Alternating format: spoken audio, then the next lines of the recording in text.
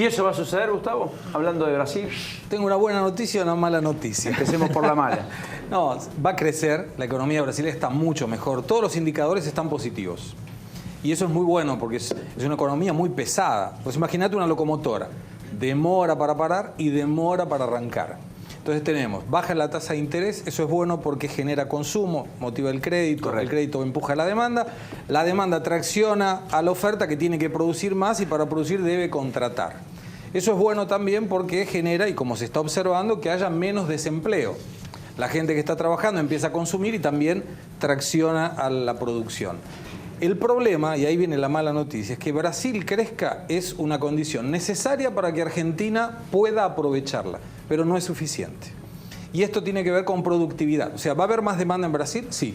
No necesariamente quiere decir que le compren a la Argentina. Ese es el tema. O nos compren a nosotros. Vos fíjate que en el año 2000, de todo lo que Brasil le compraba al mundo, el 12,25 era de Argentina. Hoy es el 6,3. ¿Qué pasó con el Mercosur entonces?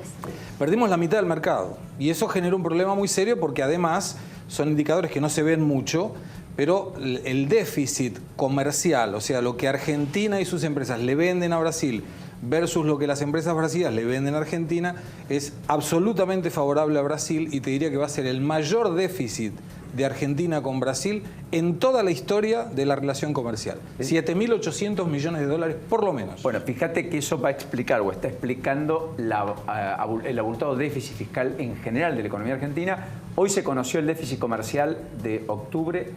En el año, el acumulado entre lo que la Argentina exporta y lo que importa, la Argentina se le fueron 6.100 millones de dólares.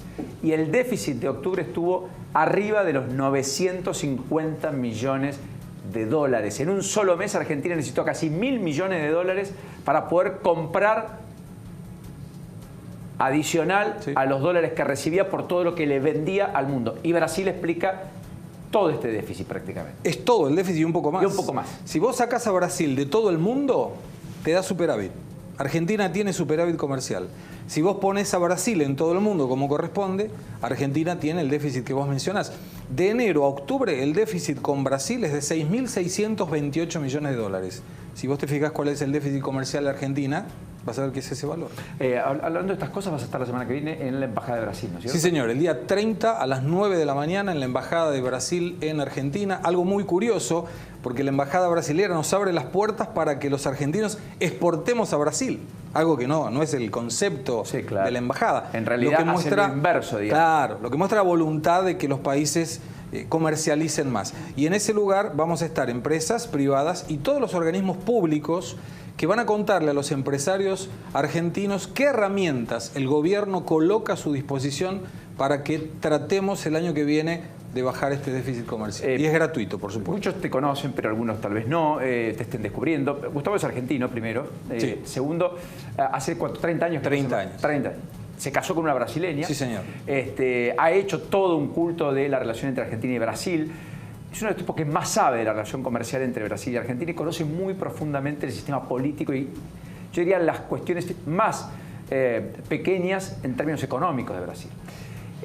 Advirtió con quien les habla hace 2 años y medio Agosto del 2015. Que Lula podía terminar preso. Sí, señor. Cuando nadie lo decía.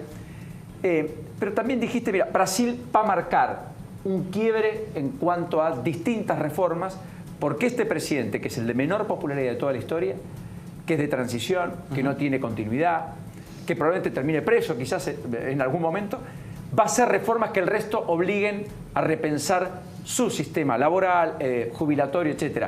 De hecho, hoy están pensando en Brasil en que haya que aportar 40 años para poder jubilarse. Sí, señor. Están en el mismo camino. Brasil arrancó con estas reformas. Primero aprobó el congelamiento del gasto público para disminuir lo que era el déficit fiscal, lo que el gobierno gastaba de más sobre lo que recaudaba. Esto fue hecho el año pasado. Encauzó la reforma de la previdencia, de la jubilación, que todavía no fue aprobada, está en este momento siendo negociada, que se traba en la denuncia de corrupción contra Temer. En ese momento que se iba a votar, se desata este lío político y judicial contra Temer.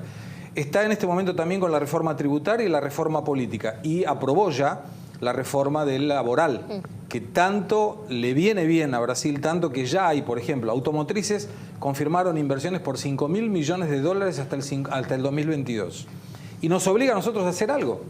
Porque la productividad de Brasil con esta reforma laboral crece mucho, disminuye mucho la industria del juicio, hace que Brasil sea un país previsible desde el punto de vista de la contratación de mano de obra y obliga a Argentina a tomar rápidas medidas en esto y por eso creo que el gobierno está tan apurado, ¿no?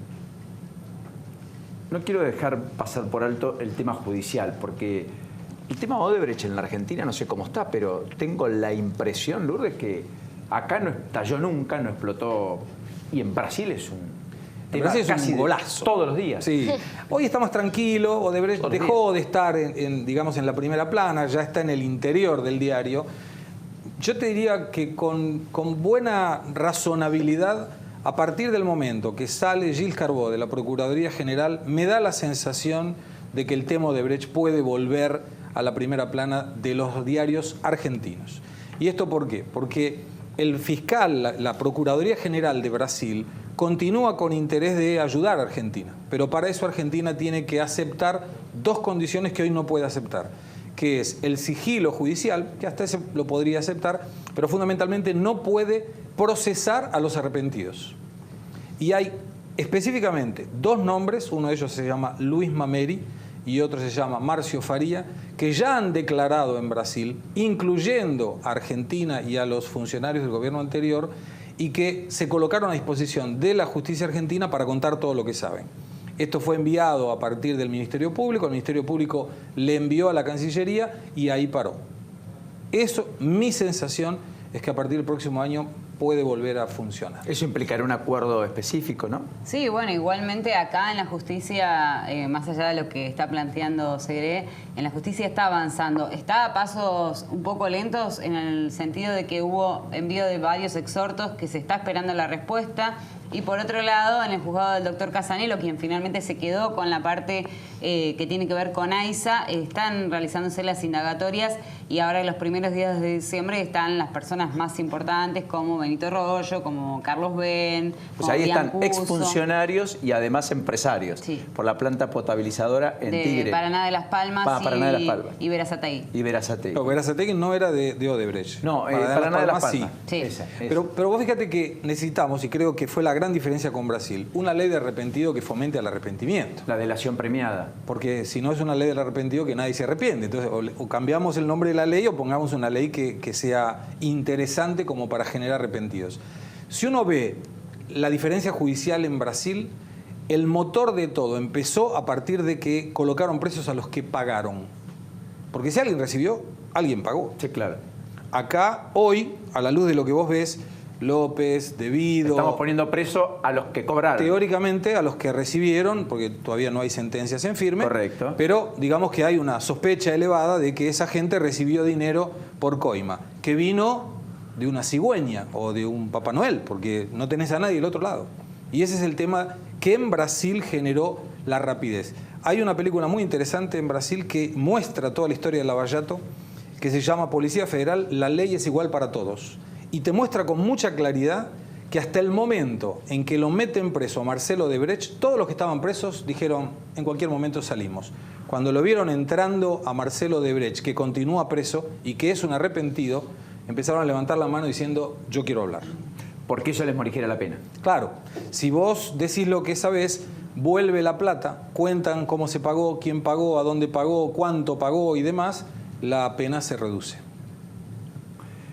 Impecable, ¿no? Porque es un quiebre, es un antes y un después. ¿Cuántos ya están presos? Hay 125 sentencias, muchos de ellos están con este régimen de arrepentimiento, 178 arrepentidos en total, para que te des una idea de la importancia. El jefe de gabinete de Lula, José Dirceu, ya tiene sentencia confirmada en segunda instancia, con lo cual va preso efectivamente, 30 años de prisión. El expresidente de Diputados, Eduardo Cunha, preso. El exministro de Economía de Lula y jefe de gabinete de Dilma, preso. Y te doy un dato que habla por sí solo. En Río de Janeiro, todos los gobernadores desde 1999 o están presos o están inelegibles. Y todos los presidentes de la Cámara Legislativa, que sería la Cámara de Diputados de Río de Janeiro, desde 1995, todos están presos. Hacen reuniones de exgobernadores en la prisión de Benfica. Impresionante. Gustavo, gracias. Mañana estás en Santa Fe, ¿no? Mañana vamos a Santa Fe a dar 2 charlas, sí señor. Una de motivación para los jóvenes y otros sobre tributos brasileños para contarle a las empresas de Santa Fe cómo hacemos para exportar más a Brasil. Impresionante. Buen viaje. Gracias. Gracias por este Gracias. ratito. Teníamos el compromiso de liberarte 21:30. 21:30. Perfecto. Impecable. Gracias. Gracias, Gustavo. A ustedes. Gustavo Segre.